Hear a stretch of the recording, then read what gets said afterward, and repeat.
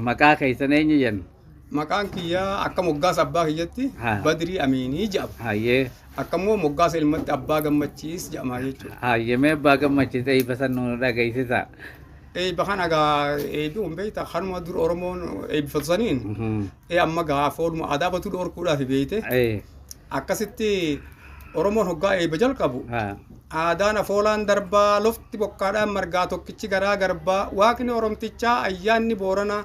deeytiin bareentumaa mataa dhagarra bule miila kophee keessa bule afaan agabuu bulirraa nu haa baraaru dhala'ootan qabne dhaltii muchan qabne ija hirriiban qabne irraa nu haa baraaru ollaa mariin qabne halkan bariin qabne barii nagaan qabne irraa nu haa baraaru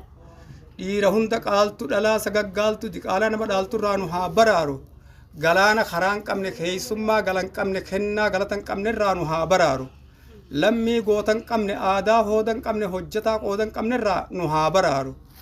adeemaa miila hama laalaa ija hama taa'aa fagaara hama dubbataa arraata hama bulchaa mijjaa hamarraa nu haa baraaru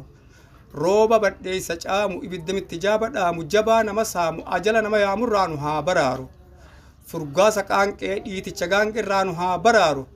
re'ee mooraan qabne gaangee kooraan qabne irraa nu haa baraaru balaa buluu deemtu dhalaa qoluun deemtu irraa nu haa baraaru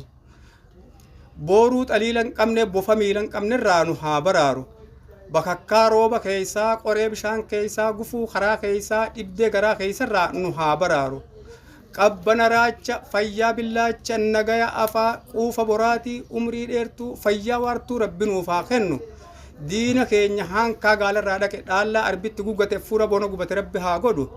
harootinni guute foon cululleen fuute cilee bishaan buute waaqni haa godhu buraanaa badheessaa caffee bishaan keessaa lafee warseessaa nu haa godhu maqaa arbaa humna leencaa onnee qeeransaa ayildii jedalloo miliqa hilleessaa gamtaa kanniisaa rabbi nuuf haa kennu sagalee taraachaa ilkee tanaachaa rabbi nuuf haa kennu diina keenya ibidda haa dhaamsu ija haa jaamsu afaan haa saamsu gufuu magan gufullaa magan waraana magan waraantoo magan mootummaa barcumni nagayaa barataa qalamni nagayaa qotiyoo harqoonni nagayaa qotataa irfiin nagaya tiifataa uleen nagaya elemtuu gaadiin nagaya roobeen lafaan nuu gaya quufni biyya wal gaya gobeensinuun dhaluu bishingaan keenyan dhagayin gobeensinuun dhaluu bishingaan keenyan dhagayin kuruphoon takka dhaltii re'een teenyan dhagayin gogorriin gaara galtii lukkuun teenyan dhagayin kabobbahe nagayaan galaa kadorrobe nagayaan dhala gadaan roobaa qabbana quufaa gabbina horaa bulaa jettee duratti eebbifattii jechuudha aadaan Oromoo. Akkana kana aadaan Oromoo eebbis kanaani akkasitti eebbifatee waa hundaan badhaafamaa fi badhaadhaas ture.